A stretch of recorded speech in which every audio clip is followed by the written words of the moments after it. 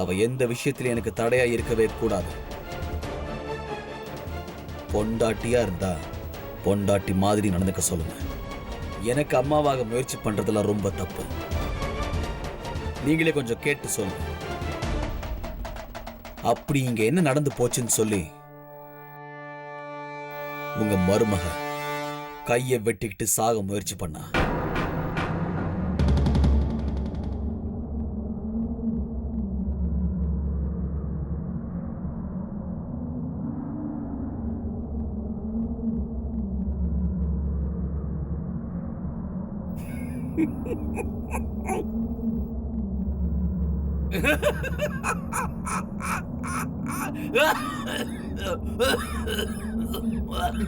ஐயோ, இப்ப தொண்டை வலிக்கிற அளவுக்கு சிரிக்கிறதுக்கு என்ன இருக்கு?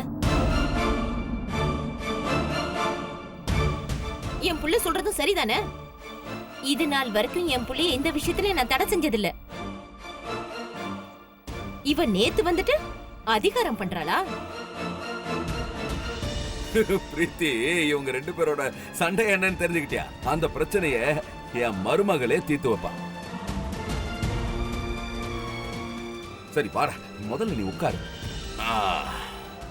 இன்னைக்கு நான் உனக்கு வாழ்க்கையில நாம எப்படி நடந்துக்கணும்னு சொல்லித்தரேன்.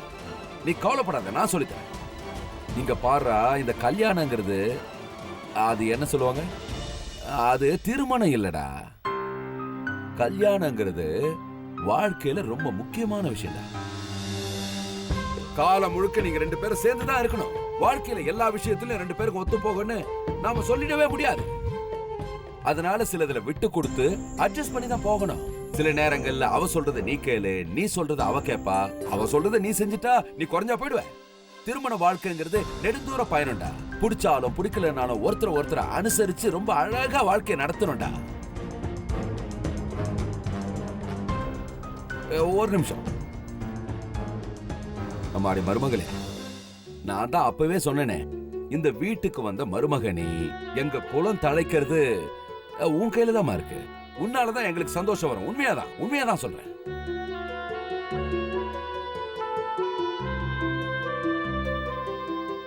என்ன சம்பந்தியம்மா, நான் சொன்னது சரிதானே? எனக்கு என்ன தோணுதுன்னா, டேய் தம்பி, எனக்கு என்ன தோணுதுன்னா, இவங்க 2 பேரையும் எங்கேயாவது மலை பிரதேசத்துக்கு அனுப்பி வச்சிருவோம். 2 பேரும் நல்லா பேசி பழகட்டும். அப்பதான் ஒருத்தர் நல்லா புரிஞ்சுக்குவாங்க. அதனால தம்பி வீரா, நீ இவங்களுக்கு தேவையான டிக்கெட்டை புக் பண்ணிடுறா. இவங்க 2 பேரும் சிம்லா போறதுக்கு புக் பண்ணிடு. என்ன அருண், டாக்ஸில போறியா ட்ரெயின்ல போறியா? உங்க எல்லாரோட சம்மதத்தோட தான் இந்த உறவை நான் ஏத்துக்கிட்டேன். ஆனா அதை எப்படி நடத்தணும்னு நான் தான் முடிவு பண்ணுவேன். அதுக்கு பிரேக் போடும். சரி, எனக்கு புரிஞ்சு போச்சு. உனக்கு ஒரு விஷயம் சொல்றேன், நல்லா கவனமா கேட்டுக்க. இதுக்கப்புறம் என்னைக்காவது ஒரு நாள் எங்க மருமக மேல உன் விரல் பட்டுச்சுன்னு வை, அதுக்கப்புறம் நான் என்ன பண்ணுவேன்னு எனக்கே தெரியாது.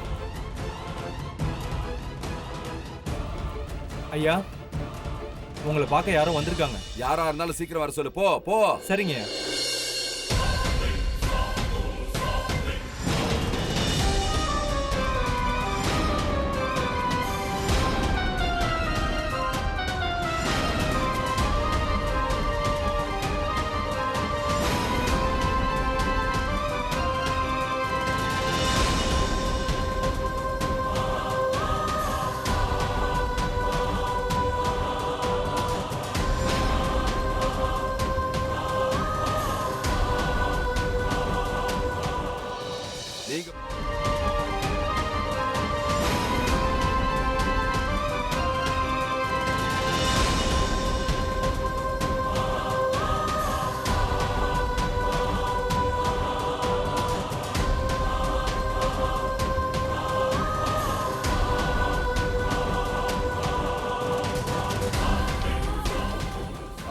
வாங்க வாங்க வாங்க, எல்லாருக்கும் என்னோட வணக்கத்தை தெரிவிச்சுக்கிறேன். வணக்கம். இன்னைக்கு என்ன திடீர்னு எல்லாருமா சேர்ந்து எங்க வீட்டுக்கு வருகை தந்திருக்கீங்க?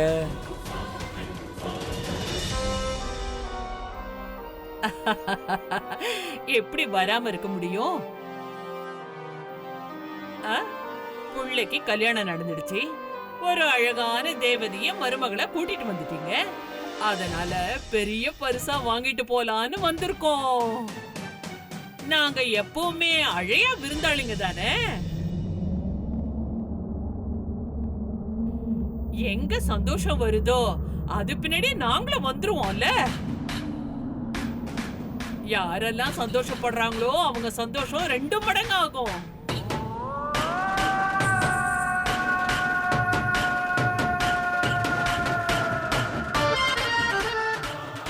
இன்னைக்கு நாங்க இங்க வந்தது ஆடுறதுக்கும் பாடுறதுக்கும். அதோட வந்ததுக்கு பெரிய பரிசா வாங்கிட்டு போக போறோம். ஆஹா, ரொம்ப நல்ல விஷயம்.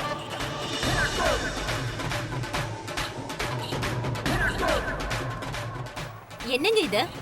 கல்யாணம் நடந்து அடுத்த நாளே வந்தீங்களே, ஆடி பாடி பரிசையும் வாங்கிட்டு போனீங்களே. ஐயோ முதலாளி அம்மா, என்ன இப்படி சொல்லிட்டீங்க? அன்னைக்கு ஆனதெல்லாம் ஒரு ஆட்டமா? இன்னைக்கு நான் என் கூட்டாளிகள் எல்லாம் கூட்டிட்டு வந்திருக்கேன்.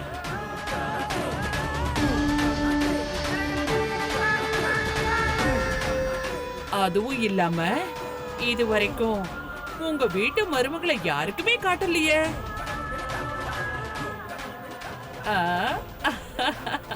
அது வந்து நீங்க பிரீத்தி, பாருங்க. நீ கொஞ்சம் அமைதியா இரு, கொஞ்சம் சைலண்டா இரு. நான் பாத்துக்கிறேன். இவங்க ஆசையா வந்திருக்காங்க.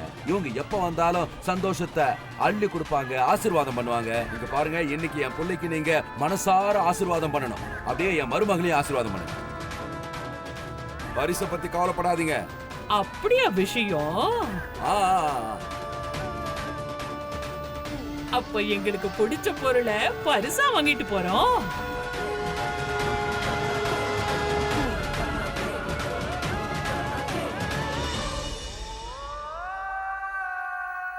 கிடைக்கும்.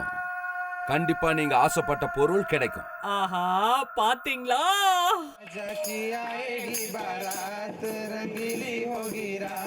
मगन में नाचूंगी, मगन में नाचूंगी, हाय हाय राजा की आएगी बारात, रंगीली होगी रात, मगन में नाचूंगी.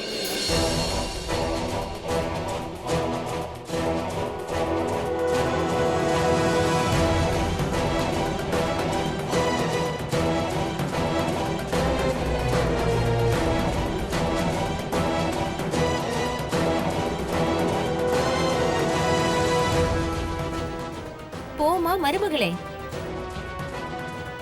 இவங்க கொடுக்கிற ஆசீர்வாதத்திலயாவது இந்த வீட்டு பிரச்சனை ஓய்தான்னு பார்க்கலாம். போ.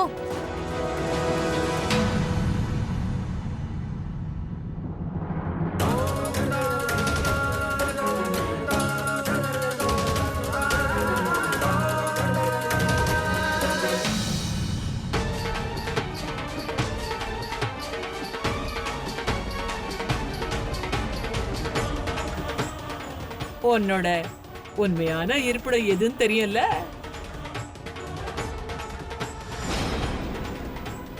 நீ எங்க கூட வந்தாதான் ரொம்ப சந்தோஷமா இருப்ப. நாங்க எல்லாரும் உன்னை கூட்டிட்டு போகிறதுக்கு தான் வந்திருக்கோம்.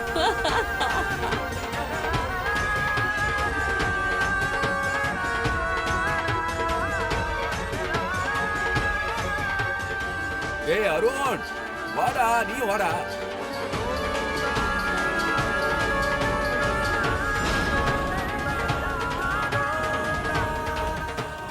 வாடா.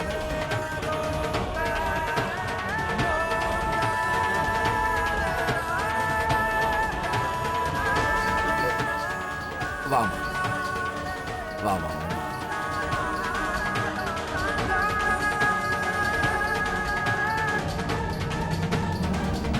ரொம்ப சந்தோஷம். போதும் போதும் போதும்.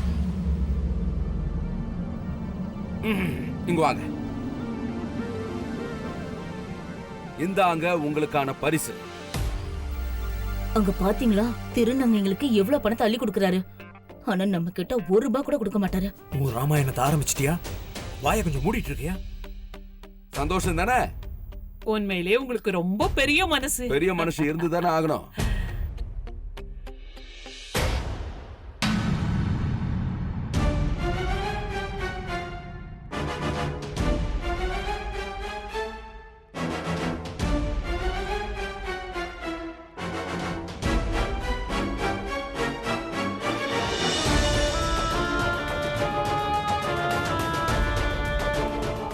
ஒரு விஷயம் சொல்றேன், நல்லா ஞாபகம் வச்சுக்க.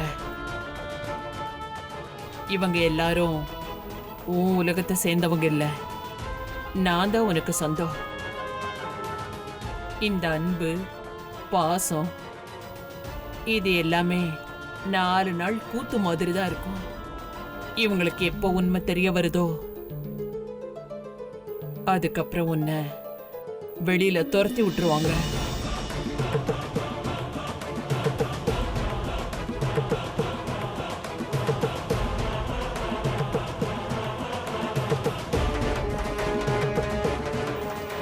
நான் கிளம்புறேன்.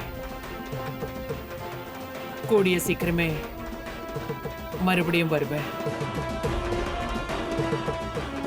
வாங்க போலாம், எல்லாரும் வாங்க, சீக்கிரமா போலாம். வாம்மா, உங்ககிட்ட ஒரு விஷயம் சொல்லணும்னு நினைச்சேன். இப்பதான் சௌமியாக்கு உடம்பு சரியாகிட்டு வருது. அப்புறம் அந்த கடவுளோட தயவுனால உங்க மகளும் எங்க வீட்டுல வாழவும் ஆரம்பிச்சிட்டா. அதனால உங்க பொட்டி படுக்கையை பேக் பண்ணிக்கோங்க. இங்க டிரைவர் கிட்ட சொல்லி உங்களையும் சுமதியையும் நாளை காலையில வீட்டுல விட்டுற சொல்றேன்.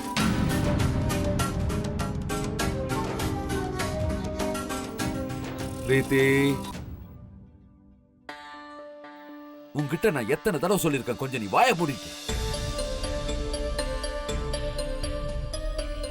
அவங்க நம்ம மருமகளோட மம்மி, நம்ம சம்பந்தி. இதுவும் அவங்க வீடு மாதிரி தானே. அவங்க இங்க எப்ப வேணும்னாலும் வரலாம், எப்ப வேணும்னாலும் போலாம், எவ்வளவு நாள் வேணும்னாலும் தங்கலாம். அததாங்க நானும் சொல்லிக்கிட்டு இருக்கேன். இது மாப்பிள்ளையோட வீடு. மாப்பிள்ளை வீட்டுல இத்தனை நாள் இருந்தா அவங்க மனசு சங்கடப்படாதா? உங்களால சொல்ல முடியலன்னு எனக்கு புரியுது. ஆனா பாவம் உங்களுக்கும் கஷ்டமா இருக்கும்ல. அங்க உங்க வீட்டுக்காரி எப்படி இருப்பாரோ என்னவோ, சாப்பாட்டுக்கெல்லாம் என்ன பண்றாரோ தெரியல. ஆமா, நீங்க சொல்றது கூட உண்மைதான். நாங்க கூட நீங்க சொன்ன விஷயத்தை பத்தி யோசிச்சுட்டு தான் இருந்தோம். நாங்களும் கிளம்புறோம். சௌமியாவை பார்த்துக்கதான் நீங்க எல்லாரும் இங்க இருக்கீங்களே.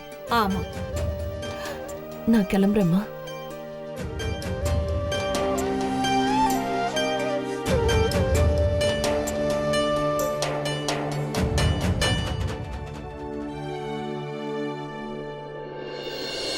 அம்மா, அவங்க என்ன கூட்டிட்டு போக தான் வந்தாங்க. எனக்கு ரொம்ப பயமா இருக்கு.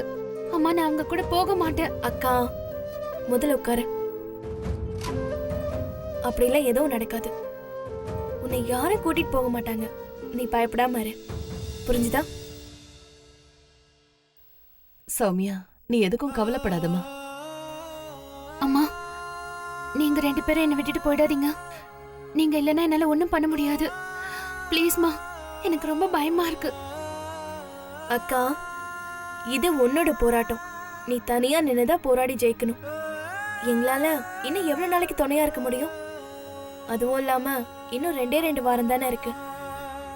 ஐம் ஷூர் என்னோட அக்காவால அந்த 2 வாரத்தை சூப்பரா ஹேண்டில் பண்ண முடியும். ஹேண்டில் பண்ணிடுவலக்கா?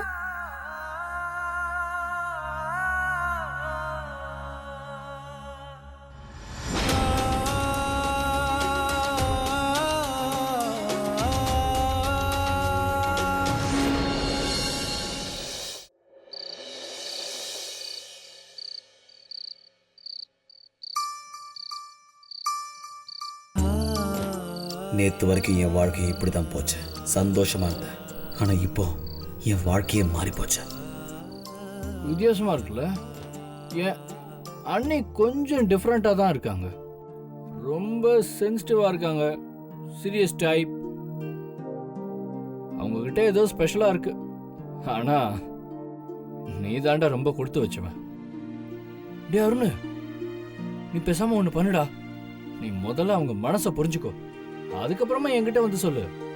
அதை கேட்டுட்டு நான் உனக்கு புரிய வைக்கிறேன். உன் பிரச்சனை எல்லாமே கிளியர் ஆயிடும்.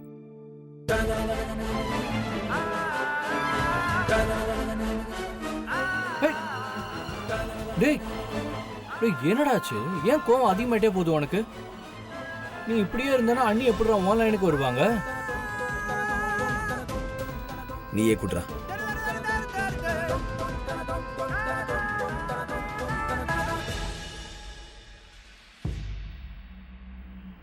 போனும் பண்ண மாட்டா, பண்ணால் எடுக்க மாட்டா. நான் தலையெழுத்துடாது.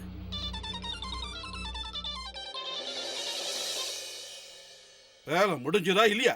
இல்ல. இன்னுமா முடியல? என்னதான் நடக்குது? அவகிட்ட போனியா இல்லையா? போயிருந்த. குடும்பத்தோட பாசம் மரியாதை அவகிட்ட இருந்தது. இது எல்லாத்தையும் தாண்டி அவளை கூட்டிட்டு வர்றது அவ்வளவு சுலபமான விஷயம் இல்ல. பாசம் மரியாதை இப்பதெல்லாம் எங்கிட்ட சொல்லி புரிய வைக்க போறியா? கண்டிப்பா. என்னை விட அதிகமா வேற யாருக்கு தெரியும்? இந்த 2 வார்த்தையோட அர்த்தம் எனக்கு புரியும். நாங்க திருநங்கைங்க. இந்த உலகத்துல எங்களை பாசமாவும் மரியாதையாவும் யாரும் பார்க்க மாட்டாங்க. வெறுக்கிறவங்க தான் அதிகமா இருப்பாங்க. அதனாலதான் எங்களுக்குன்னு நாங்க ஒரு தனி உலகத்தை அமைச்சுக்கிட்டோம். அதனாலதான் வீடு, குடும்பம், உறவுகள், பெரியவங்களோட ஆசீர்வாதம் எங்களை பொறுத்த வரைக்கும் எல்லாமே ஒரு கனவு மாதிரி. ஆனா சௌமியா இந்த கனவுகள் எல்லாத்தையும் அனுபவிச்சுக்கிட்டு இருக்கா. அவ அனுபவிக்கிட்டோம். என்னைக்காவது ஒரு நாள் நிச்சயமா என் கூட வந்துதான் ஆவா. இருக்கிற வரைக்கும் அவ சந்தோஷத்தை அனுபவிச்சுக்கிட்டு. அதுக்கப்புறமா அவ அனுபவிச்ச ஒவ்வொரு சந்தோஷத்தையும் நினைச்சுக்கிட்டு தான் காலத்தை ஓட்டணும். வாய மூடு. போதும் உன்னோட லெக்சர் போதும். வாய மூடு. 21 வருஷமா திருநங்கையா இருக்க இன்னொரு திருநங்கைய கையோட கூட்டிட்டு போக தெரியல. அன்பு, பாசம், மரியாதை பத்தி நீ எனக்கு சொல்லி தெரியா? உன்னை விட எனக்கு அது அதிகமா தெரியும். அதனாலதான் உன்கிட்ட அது இருக்கு. அதனாலதான் உனக்கு அதோட வேல்யூ தெரியல. என்னை பொறுத்த வரைக்கும் அந்த வார்த்தைகளை சொன்னாலே நான் ஒரு பொக்கிஷமா நினைச்சுக்கிறேன். நான் சொல்றது ஹலோ,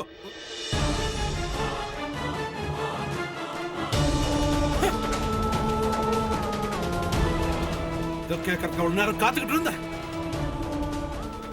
இந்த அவசரம் பிடிச்சவளால இன்னும் என்ன நடக்க போகுதுன்னு தெரியலையே.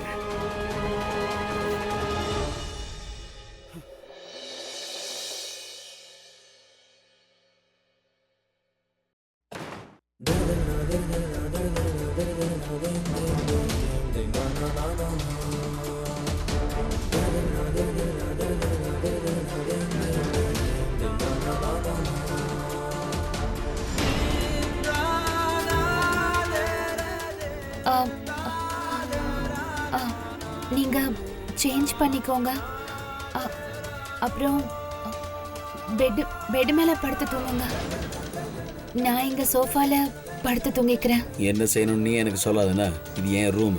எனக்கு எங்க தோணுதோ அங்க நான் தூங்குவேன். எனக்கு என்ன தோணுதோ அதுதான் நான் செய்வேன். உன் வேலையை மட்டும் பாரு போ.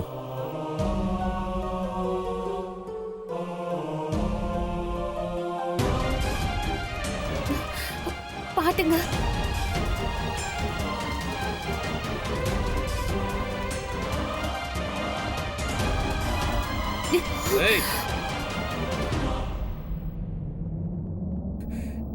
என் பக்கத்திலே வராத. உன்னை பார்த்தால எனக்கு வெறுப்பா இருக்க. உன்னால பொண்டாட்டியே இருக்க முடியாது. அப்புறம் எதுக்கு ஒரு பொண்டாட்டியோட வேலையெல்லாம் நீ செய்யணும்னு பாக்குற? போ அந்த பக்கம்.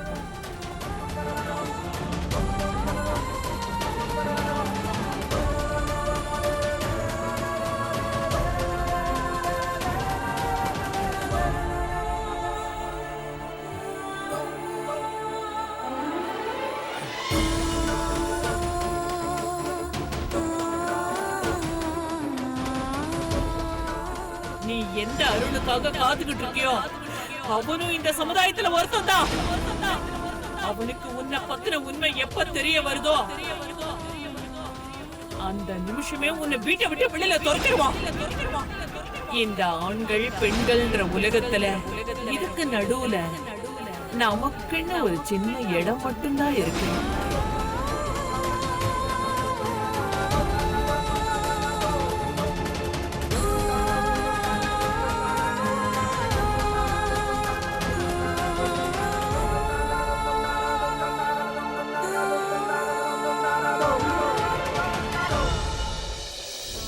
ஒன்றும் தேவையில்லை.